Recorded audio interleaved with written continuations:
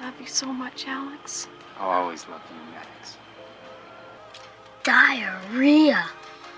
The Last Starfighter wasn't just another space adventure. It was the first film to ditch miniatures for full-blown CGI dogfights, a gamble that nearly crashed the whole production. But behind the arcade glow and the starships, it was chaos written in pixels. The star we got wasn't the first choice, not by a long shot. One scene was so dark it got melted down just to scrape a PG rating. And the director? He once wore the mask of Michael Myers. These are 20 weird facts about The Last Starfighter. And buried in the glow and the panic, a single high score turned a gamer into the galaxy's last hope. This wasn't just sci-fi. It was the daydream that rewrote the future. Number 1. The seed for The Last Starfighter wasn't scribbled in a studio boardroom. It was born in the flashing lights of an arcade. Screenwriter Jonathan R. Betchwell stood watching a teenager chase a high score, sweat on his forehead, eyes locked on the screen. Betchwell wondered, what if this wasn't just a game? What if it was a test? A recruitment tool? That thought became the film's hook. Alex Rogan, a trailer park kid who beats the game, only to learn it's a hidden exam to find starfighters for a galactic war. The idea was so bold that even Universal hesitated, but the arcade craze of the early 80s made it impossible to ignore. Kids across America were feeding quarters into machines, and Betchwell's script turned that obsession into destiny. A joystick, a glowing screen, and a high score. That's all it took to open the gate to the stars. That was a game, Centauri. A game?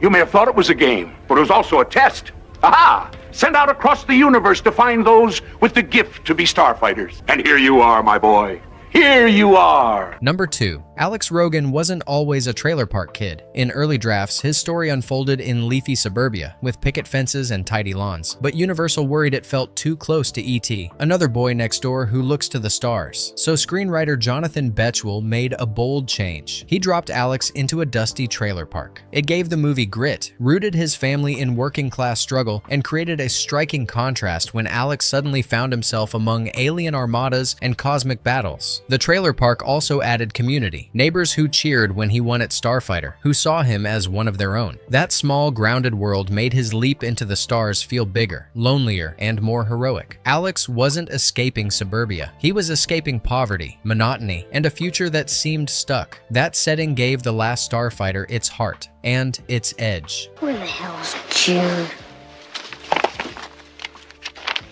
Yolanda, baby. Number 3. Lance Guest became Alex Rogan, but he wasn't the studio's first pick. Universal wanted a rising star, someone who could carry the film on name recognition. Michael J. Fox was considered during his Family Ties breakout, but his sitcom schedule kept him locked in. Eric Stoltz also tested before landing Mask and briefly Back to the Future. Even Maggie's role was a question mark. Names like Jennifer Jason Leigh floated around before Catherine Mary Stewart landed it, thanks to undeniable chemistry with Guest. In the end, it wasn't the hottest names that won. It was authenticity. Guest and Stewart weren't stars yet, but together they felt believable. Two kids in love, stuck in a dead-end town, suddenly caught in something far bigger. The casting didn't make celebrities. It made the story real. He said I was on his way home. Blake lives on the other side of town. I wanted to get back to you. Okay? Number 4. Before Nick Castle signed on, Universal courted a young director who had just shaken Hollywood, James Cameron. Fresh off The Terminator, Cameron was hungry for his next big sci-fi project. For a moment, it looked like he might take the helm of The Last Starfighter, but schedules clashed, and Cameron's ambitions pulled him elsewhere. Instead, he dove into Aliens and the Abyss, leaving Starfighter in the hands of Castle. It's one of those tantalizing what-ifs. A James Cameron-directed Last Starfighter could have leaned darker, grittier, and even more technically ambitious. Instead, the film we got balanced Nick Castle's fairy tale optimism with groundbreaking CGI, a very different vision than Cameron's trademark intensity. History split at that fork. Cameron built Titans and abyssal aliens. Castle built a video game that reached the stars. Did Chris Columbus say he wanted to stay home? No. What if the Wright brothers thought that only birds should fly? And did Galoka think the Ulus were too ugly to save? Who's Galoka? Never mind.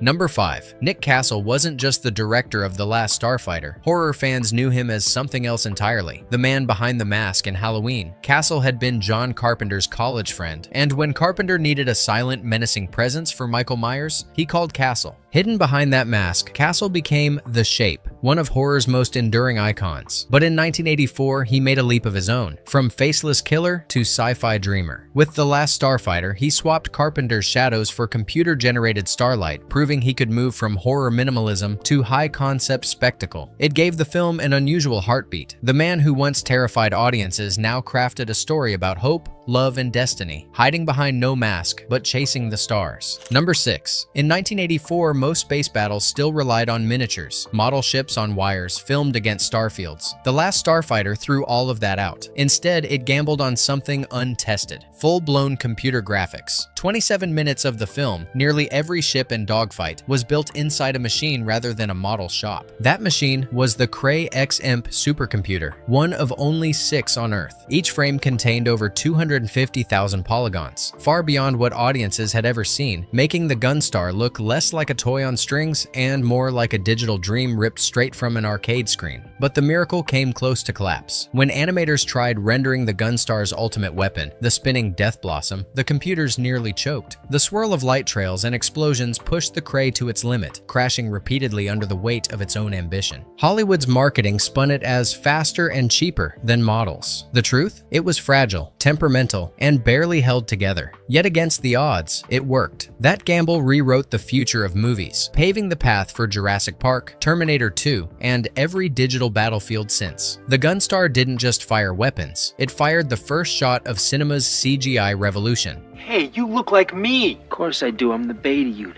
What the hell's a beta unit? An exact duplicate of you, only not as loud. Huh?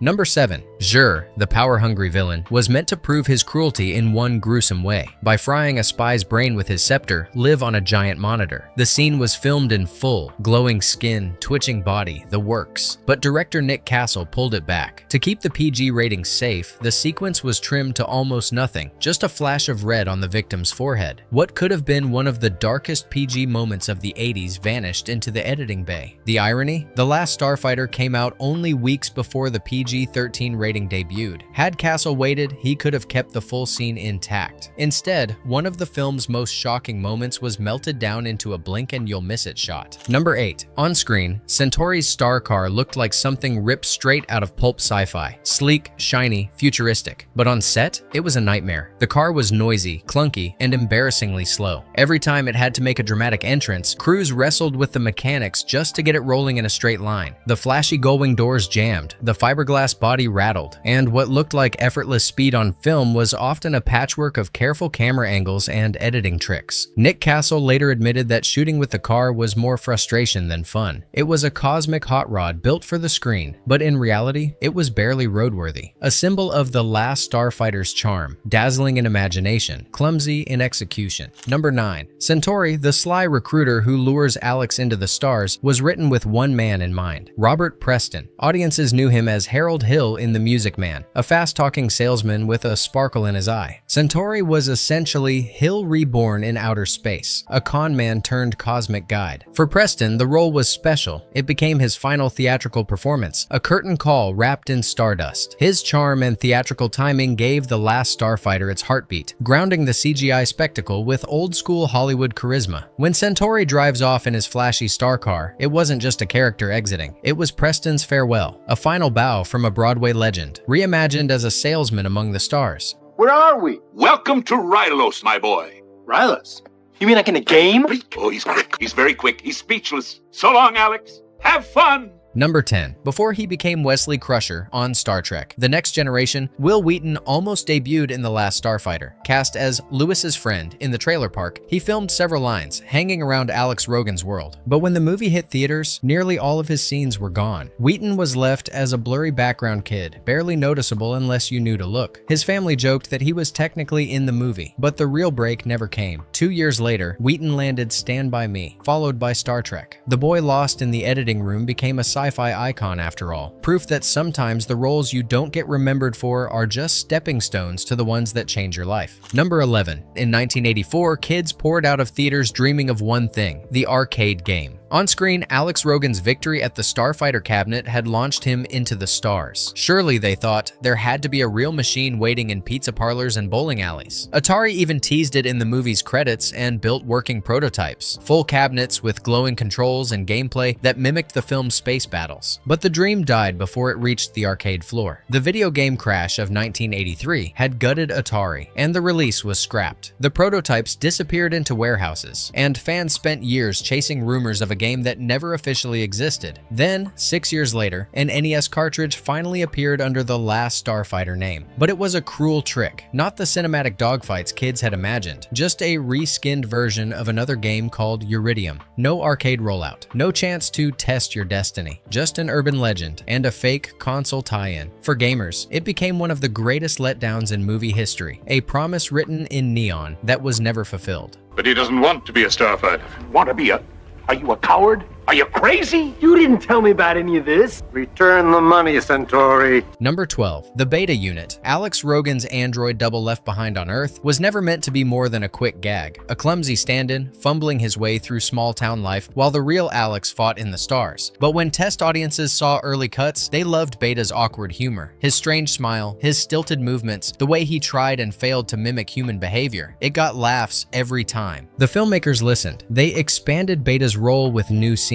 For audiences, it was a win. For Lance Guest, it was hell. By the time reshoots rolled around, he'd already cut his hair, forcing him into a stiff wig that never sat right under the lights. The prosthetics were thick and hot, trapping heat until he nearly fainted. Worse, Guest was sick during much of the shoot, making every day inside that latex feel like punishment. On screen, Beta was comic relief, a fan-favorite oddball. Behind the scenes, he was misery in rubber. Guest later joked that Beta nearly broke him, proof that what makes us laugh on screen often comes from someone else's pain. What's up, Alex? Back to sleep, Lewis, or I'm telling Mom about your Playboys. You're blowing it, Alex. What the shit? I said back to sleep, Lewis, or I'm telling Mom about your Playboys. Number 13. Alex and Maggie weren't always Alex and Maggie. In early drafts, they were called Skip and Penny, names that made them sound like cartoon characters instead of real teenagers. Director Nick Castle hated it. To him, the story wasn't a campy comic strip. It was about two ordinary kids thrust into extraordinary circumstances. He pushed for more grounded names, ones that felt authentic to the small-town trailer park setting. The change worked. Alex and Maggie sounded like people you could actually know, kids you might find at a gas station or corner diner. Their names helped anchor the fantasy in reality, reminding audiences that beneath the CGI dogfights and alien wars, this was still a love story about two small-town dreamers. I just want to say I'm sorry for slapping you last night. Oh, that's okay, Mags. I deserved it. I'm sorry. Well, maybe we can make it up to each other tonight at Silver Lake. Number 14. One bold idea almost gave The Last Starfighter the most unusual studio logo in Hollywood history. Instead of opening with Universal's classic globe, the filmmakers wanted to swap it for Rylos, the alien planet at the heart of the story. The idea was to plunge audiences straight into the cosmos, blurring the line between studio identity and cinematic world. But Universal executives balked. They feared it would confuse audiences, breaking one of the most sacred rules of branding: never tamper with the logo. The plan was scrapped, and the film opened with Earth after all. It's a tiny what if, the kind of creative swing that could have cemented the movie's outsider vibe right from frame one. Instead, the film played it safe, leaving Rylos to reveal itself later among the stars. Number 15. The Gunstar, the Last Starfighter's iconic starship, was unlike anything audiences had seen in 1984. Designed by visionary artist Ron Cobb, who had already shaped Alien, Conan the Barbarian, and Back to the Future. It wasn't kit-bashed from model parts like the ships in Star Wars. It was conceived and rendered fully inside a computer. Cobb's design leaned into sleek, angular symmetry, perfectly suited for the digital canvas. When rendered in the film's CGI sequences, the Gunstar felt like the future, a ship born from polygons instead of glue and plastic. For fans, it became one of cinema's first truly digital icons, standing alongside the X-Wing and the Millennium Falcon. The Gunstar didn't just fight in a galactic war, it fought its way into movie history. Number 16. The DNA of Tron pulsed through The Last Starfighter. Many of the visual visual effects artists had just come off Disney's groundbreaking 1982 experiment, carrying their digital expertise to Universal. Even unused concept designs from Alien slipped into the mix, shaping the look of Rylos and its alien armadas. This lineage gave The Last Starfighter its distinctive aesthetic, glossy, arcade-like, and slightly surreal. It didn't look like the dirty, lived-in Star Wars universe. It looked like something you could almost play, a video game brought to life. That choice was divisive at the time, but in hindsight, it cemented the movie's unique identity. It wasn't trying to be Star Wars. It was something stranger, shinier, and decades ahead of its time. Your followers are few and scattered.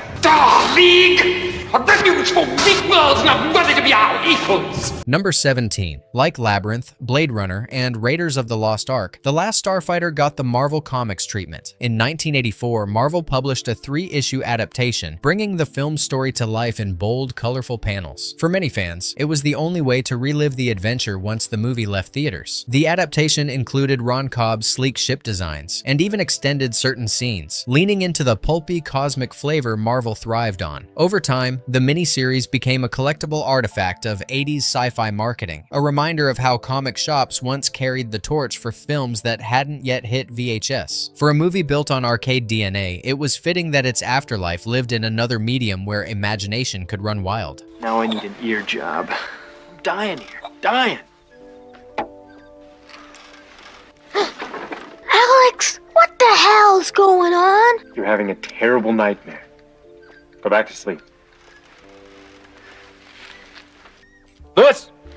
Number 18. Universal wanted The Last Starfighter to be its own Star Wars. The studio dreamed of toys, sequels, and a sprawling merchandising empire. Tie-in products were planned, prototypes sketched, and expectations set sky high. But the box office didn't deliver the juggernaut numbers executives craved. The film doubled its $15 million budget with $28.7 million worldwide. But compared to George Lucas's empire, it looked like small change. Merchandising plans fizzled, toys vanished before production, and the hoped-for franchise sputtered. For all its ambition, The Last Starfighter couldn't escape the long shadow of Star Wars. It wasn't a galaxy-dominating empire. It was a cult story waiting to be rediscovered. Number 19. At first, The Last Starfighter seemed destined to fade. It wasn't a flop, but it wasn't a smash either. Just a modest sci-fi oddity in the crowded summer of 1984. But then came VHS, cable, reruns late at night. Audiences who missed it in theaters discovered it at home, rewinding the arcade-like battles, quoting Robert Preston's sly one-liners, and daydreaming about high scores that could change their lives. By the 90s, it had graduated from forgotten experiment to cult classic. For many, it wasn't just another sci-fi film. It was the movie that convinced them computers could build worlds as big as their imagination. The Last Starfighter never conquered the box office, but it conquered the long game, living on in the glow of TV screens, VCRs, and the hearts of the fans who found it there. Number 20. 2 decades after its release, The Last Starfighter got an encore nobody saw coming, not on film, but on stage. In 2004, New York's Storm Theater reimagined the interstellar adventure as a campy, full-fledged musical. With galactic ballads, duets about destiny, and chorus numbers echoing arcade bleeps, the production leaned into the film's pulpy charm. It wasn't a Broadway juggernaut, but it didn't need to be. For fans, the musical was proof that The Last Starfighter had carved out a cult audience strong enough to cross genres. The Gunstars' battles had once been rendered in cutting-edge CGI. Now they were sung under spotlights, a bizarre but heartfelt reminder that the film's imagination was too big to stay confined to one medium. What do? We die. Bonus fact: since 2008, rumors of a sequel or reboot have flared up again and again. Big names, from Seth Rogen to Steven Spielberg's Amblin Entertainment, circled the project, but legal tangles and studio hesitations kept grounding it. Scripts were drafted, pitches floated, but nothing cleared for launch. And yet, fans never stopped hoping. In an era of endless revivals, The Last Starfighter feels like a prime candidate, a cult property with nostalgic power and modern CGI waiting to finish what 1984 started. Alex Rogan may never have returned to the Gunstar on screen, but the dream refuses to die. Every rumor, every new pitch keeps the cockpit warm. The Last Starfighter began as a daydream in an arcade and became one of the first films to prove that computers could build worlds as vivid as models and matte paintings. It carried near misses, almost Michael J. Fox, almost James Cameron, and pushed through fragile technology that could have collapsed at any frame. It gave Robert Preston his stardust farewell and handed sci-fi fans a cult treasure that that found its second life on VHS, cable, and late-night replays. It never became the next Star Wars, but maybe that was the point. It was smaller, scrappier, stranger, and because of that, unforgettable. If you ever sat at an arcade machine wishing it was more than a game, this one was for you. Drop a comment. Tell us what cult classic we should launch into next, because sometimes the highest score isn't on a screen, it's the legacy a story leaves behind.